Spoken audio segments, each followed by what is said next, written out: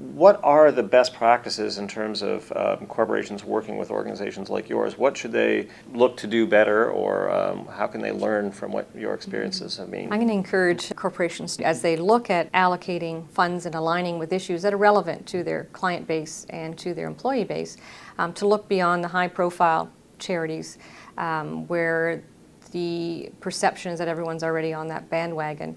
There are some unique opportunities that allow corporations to get in on the ground level and building awareness about a condition and setting themselves apart from the pack and the opportunity to own that issue. The relationship component of corporate and non-partnership and nonprofits is so important. I think in these relationships we need to get to know each other a little bit better.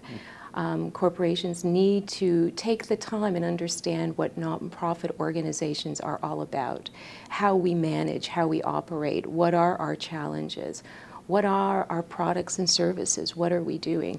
And I think for nonprofit organizations, we also need to be educated and learn more about the corporate sector. I was hoping you could describe the ways in which you measure the outcomes of the programs at your organizations. The three measurement components that we would use would be, number one is how many people have we served, how many people have we reached, depending on our programs and services. So there is a quantitative nature in terms of the amount of engagement, the amount of reach that one does.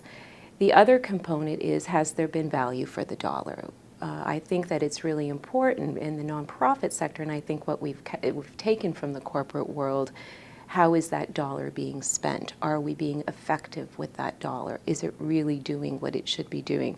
So I think corporations and individual donors and people who are investing in our organizations need to know that.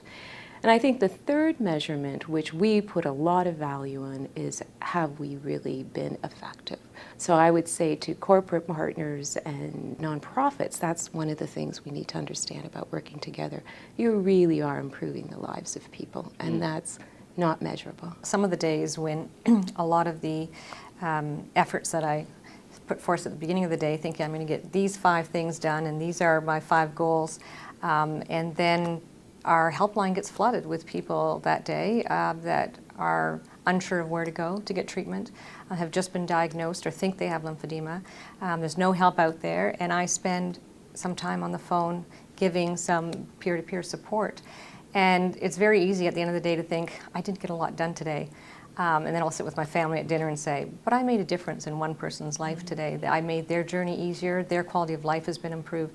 So it's hard to quantify numbers, even when we run support groups and there's only a few people one particular week that show up. You could very cynically say, yeah, but we wanted 20 to make this an effective program.